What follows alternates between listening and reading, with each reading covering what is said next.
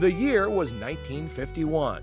Young Louis Marino Palatella left the home of his Italian immigrant parents, Franco and Maria, to attend the University of Pittsburgh on a football scholarship.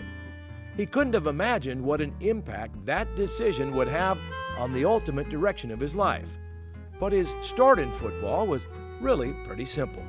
I lived next door to the head coach of my high school, Vandergrift High School. He was the football.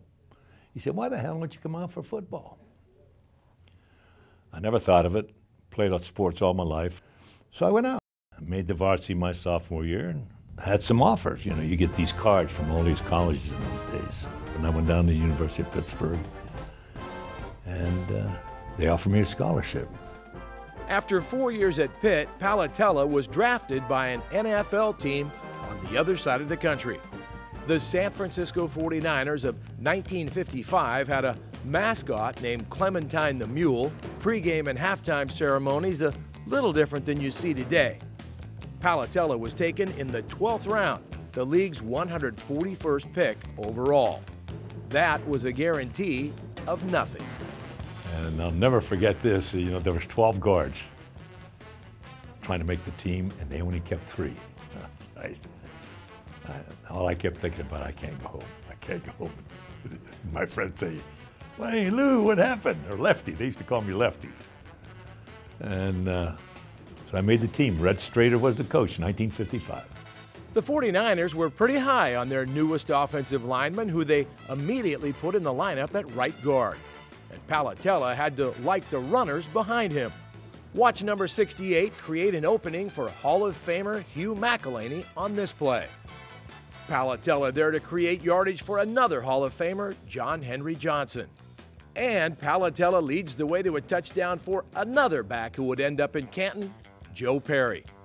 How many offensive linemen can say they got a chance to block for all 3 running backs in the $1 million backfield? But the eventual Hall of Famers on San Francisco's roster weren't limited to the guys who carried the ball. NFL rosters were small in 1955, and that meant Palatella spent a lot of time at practice banging heads with Bob St. Clair and another lineman who made an impression. They pitted me against Leo Nomalini. I grew up in a hurry. I'm in awe, and I'm trying to make the team, and I kind of made him angry. I might have been holding, I don't know what the hell I was doing. And he picked me up, literally picked me up like this. And I'm pumping my legs, and they weren't in the ground, and he dumped me. I mean, you want to see strength. That's strength.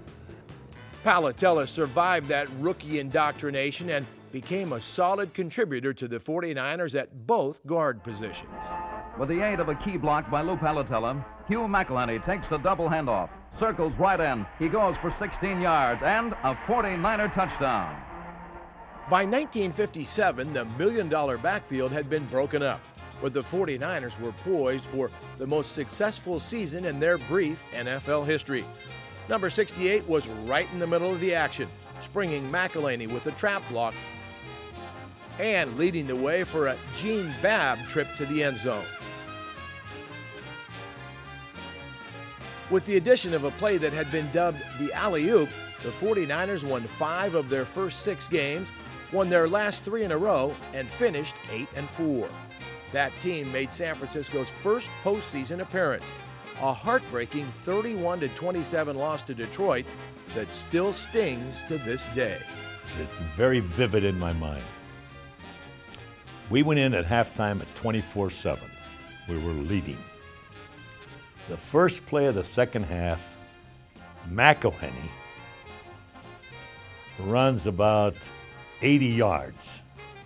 And they caught him on the 3-yard line.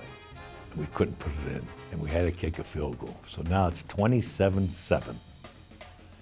That was the last time we scored, and they scored 31 points. By 1958, Palatella's 4th year with the 49ers, he'd begun to put down roots in the Bay Area. That made a trade to the lowly Green Bay Packers a major inconvenience. Some guy named Lombardi had just been hired to coach the Packers, but no one yet knew what was in store. I didn't go.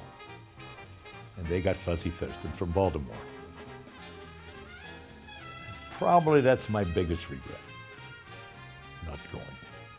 Out of football, starting a family, and getting solidly established with the Bay Area business community, Palatella still had friends in the game who thought he might be able to help them, like Buck Shaw, who had been hired to coach the Philadelphia Eagles. He said, "Lou, we need a guard."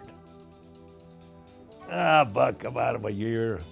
No. And they offered me a very substantial increase. And as a matter of fact, Green Bay did too, big in relationship to what we were paid here. And even after Palatella told Buck Shaw and the Eagles no, there was a whole new league with a team in Oakland that thought he could be of use. Earl Latz was the coach of Oakland. He calls. Now about 2 years. Come on. And they had a bunch of money. I'm still young, not old at all. And he offered me a huge contract. I started doing well in my business, and I said, pass. In an era when teachers made more than football players, Lou Palatella had 4 productive seasons as a member of the 49ers, before launching the business career in which he still participates today. Once exposed to the Bay Area, he fell in love with it and has been there ever since. He also watched the team he played for in its early years win 5 Super Bowl championships. He's a lifetime member of a very elite fraternity. You're 49er, that's it. I root for them all the time. It goes unsaid. We know what it took, even with today's great athletes, to make the team. That's the key, make the team.